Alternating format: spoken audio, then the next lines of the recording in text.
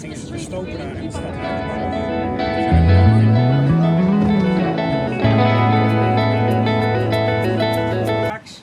It has gable stones, it has ornaments. They did remove the engines from the houseboat so you have more storage space. But they need to be renovated. So what do? They got a very big boat that gets your houseboat all the way out of... This tower here, the Montelbaan Toren, Montelbaan Tower. This used to be the edge of Amsterdam, late 1500s. This was a watchtower. Back in the days it was open on top. So there were people standing there to look for armies that will come over land to steal our spices and our women. But it was only the edge of Amsterdam for 20 years, then we already expanded to the east way more. So then we built this ornament on top to make it look like a church tower without a church. But the ornament was a little bit too heavy, so the tower started to lean a little bit. But when you're over 500 years old, you're allowed to lean a little bit. Canals. So some people, when they're drunk, they like to throw the bicycles into the canal, or they just fall in. And each year we fish around 12,000 of them, 12,000 of them out of the canal. There are two men with special boats with like a magnet thingy, and it fishes all the bikes out. There I said, if anybody sees a pink bike, let me know. Mine has been missing since yesterday and I'm not forever back. So in front of us we have an old city lock. You can see the big doors over here in the beginning. We don't use this lock anymore. All the locks in the city are always open for the ships. Because we have a huge system around Amsterdam with pumps and locks keeping the water level perfectly straight. So this old lockkeeper's house, we turned it into a bar, yes. And these people don't have to work ever again. Hey!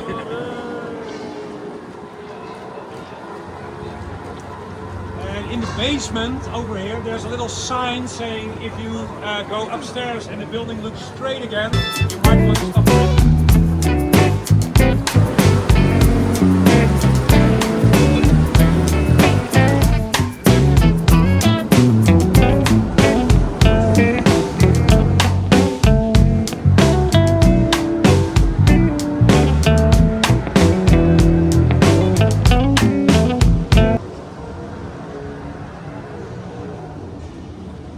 Guys, we're going to take you to a little cute canal, and the second houseboat is for sale. The asking price is 395,000, so almost 400,000 euros for this little boat.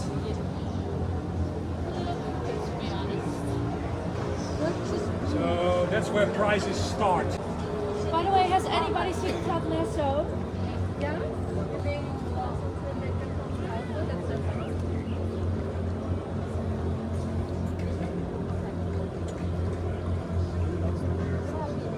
Tesla on the wall.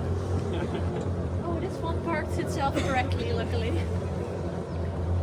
The first software didn't recognize the street from the water, but the software has been updated now. Yeah, they had to. Here we see the southern church here to the right. Through this little street you can see it a little bit more. Over 400 years old.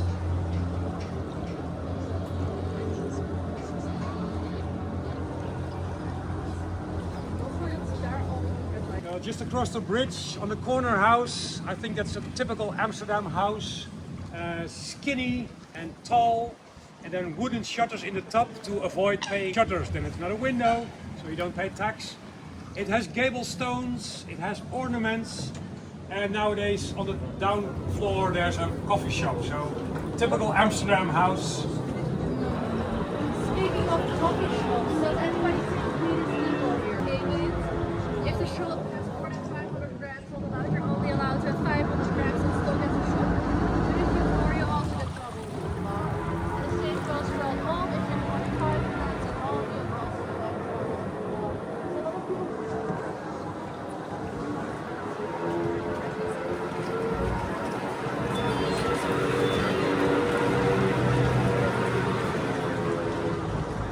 To be a watchtower, and also in the back you see some pointed towers. There was also a watchtower.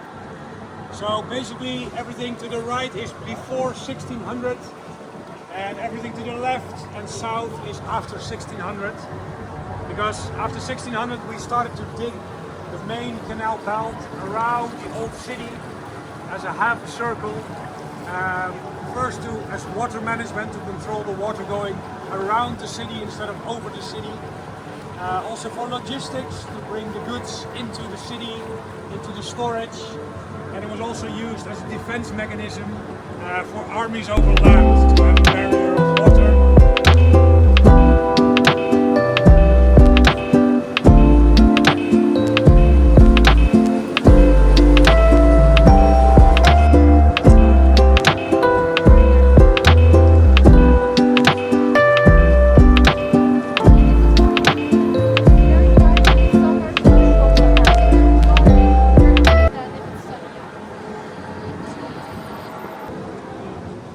Now make our way onto the Amstel River that flows from left to right through the city, and just after the Mint Tower you will see on the around the corner the Mint Tower appear. That's where we minted our coins back in the days.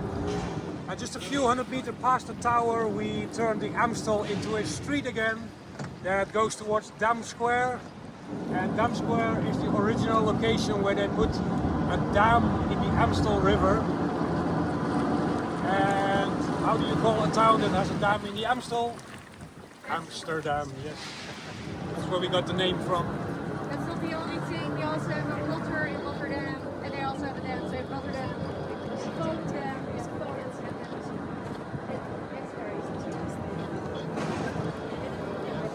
We also have a church, so it's very great.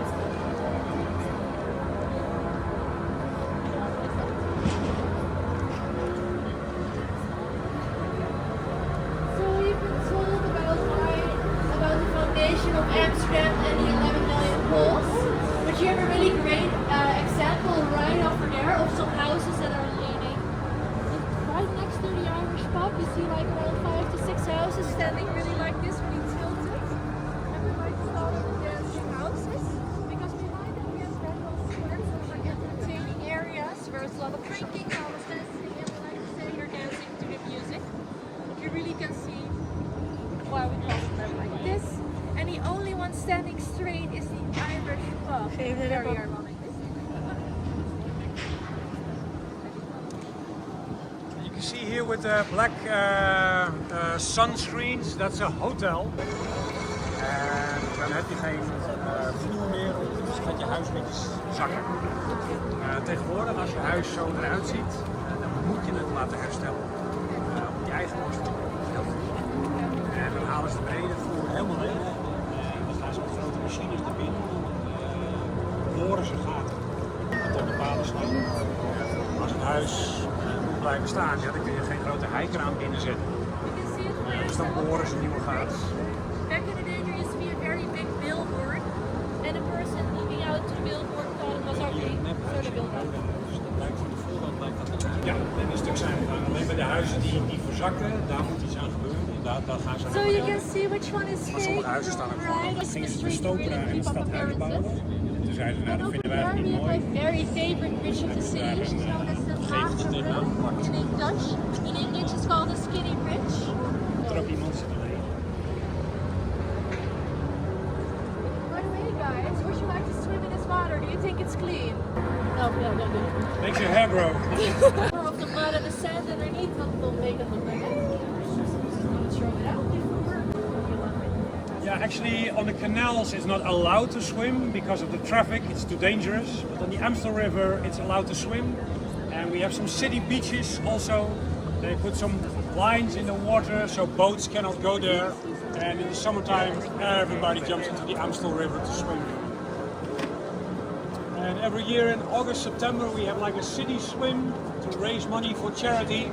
And our queen Maxima, she also swam with the city run a few times. So we left the Amstel River and made our way onto the canal belt. And this is the most inner canal of the canal belt, the Gentleman's Canal, or in Dutch, the Herengracht.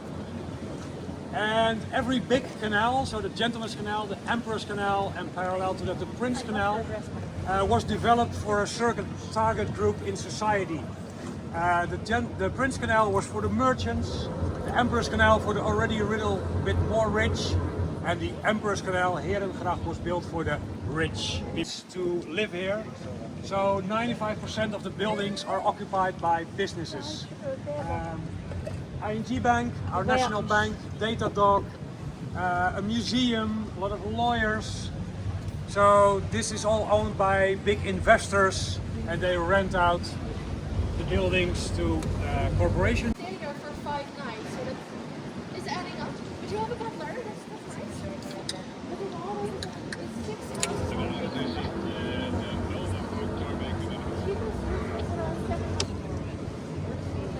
Ja, nou hier, zeker op die grachten, zeker dit stuk van de Herengracht, daar komt heel weinig te kopen of te huren. En ook kopen hier, verderop staat een huis 15.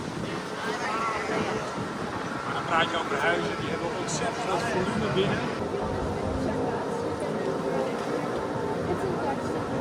Dit huis is helemaal verzakt toen ze de Noord-Zuidlijn gingen aanleggen. Die loopt hier onder de Vuigelstraat. Hier een meter 40, 50 onder deze straat. Dat tunnelhuis met een meter. Omdat Amsterdam zo'n zachte grond heeft, zo moerassig is, zijn toen bij die boringen zijn er heel veel huizen hier gaan verzakken. Nee, dit is vroeger gebouwd als een Zwitserse bank. Dat is nu het stadsarchief. Toen was dat het systeem. Blijkbaar als je heel rijk was, dan had je invloed op de stad. Dus hier wonen de stadhouders. De VOC die had honderden, misschien wel duizenden schepen. En die hebben op de hele wereld gehandeld. En dat was het eerste bedrijf ter wereld die aandelen introduceerde. Dus je kon een aandeeltje kopen voor de boot. Daarmee betaalden ze de bouw van de boot en personeel. En als de boot dan terugkwam met specerijen uit Indonesië, dan werd dat flinke winst, echt flinke winst werd dat verkocht. En dan kreeg jij dus met je aandeeltje flinke winst toe. Dus vooral in het begin van 1600 werden heel veel mensen geïnvesteerd hier in de grachten. Destijds hadden we ook veel oorlogen in Europa, dus heel veel vluchtelingen die hierheen kwamen. Dus we hadden ineens van 1600 naar 1700, 100.000 en 200.000 mensen. Die stad die groeide, die explodeerde echt uit elkaar. En iedereen kon aan het werk met grachten graven, schepen bouwen, leerlooien. Duitsers werkten hier, bakkers, sjouwers. Amsterdam was toen, ja, daar gebeurde het, daar wilden mensen naartoe. Amsterdam zijn van nou religie, katholiek, het maakt allemaal niet uit, kom maar gewoon hierheen. Als je kennis hebt of je wil werken, prima.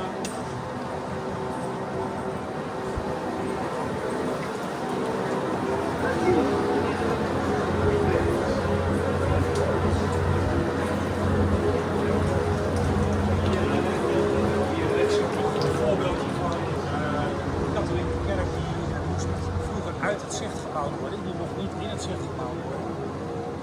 Maken in Nederland voornamelijk protestant. Maar er kwamen heel veel katholieke landen in, uit België, uit Spanje. En toen zei Amsterdam, oké, je mag wel een katholieke kerk bouwen, maar die willen we niet in het zicht. Dus hier tussen de steegjes doorkijkt, dan zie je een kerktoren. Er staat gewoon in de achtertuin staat een grote kerk. En dat we het eerste appelsapje hebben gegeven in de hoop dat die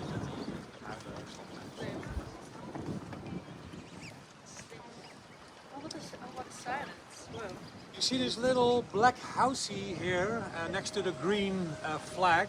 You see that the top of the house is leaning towards the street a little bit.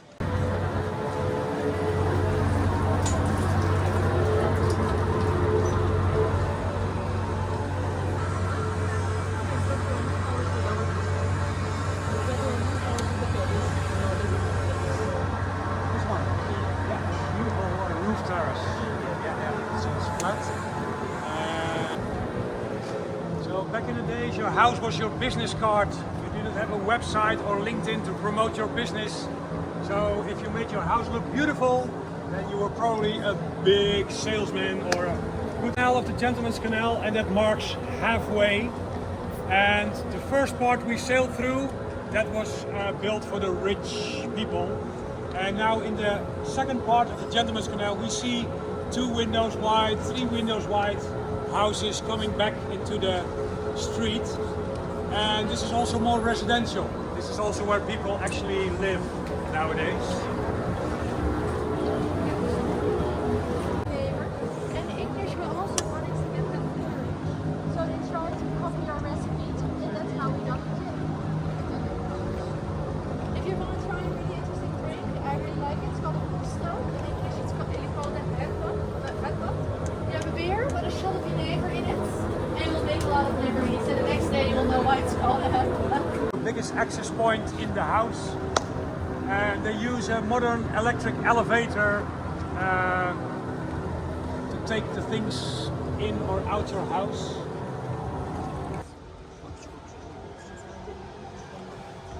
Ik heb wel een aardig diep. Maar het ligt tegenwoordig zoveel, loopt ook wel een beetje zo vanaf de kant. De andere kant is net zo diep en dan loopt het een beetje zo hier.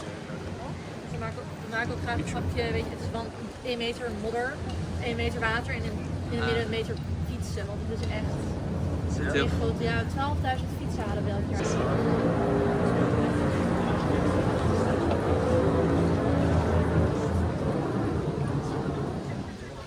So you can see here on the canal walls that this is a pretty interesting junction. You see a lot of scratches here. So if you look right in front of you, you see an interesting building with all the bricks and squares and stuff. That's the Amsterdam Tower, and we have the highest wing in Europe over there. Hotel. It used to be the parking lot for your bicycle when you go to the central station. Luckily, it's going to be torn down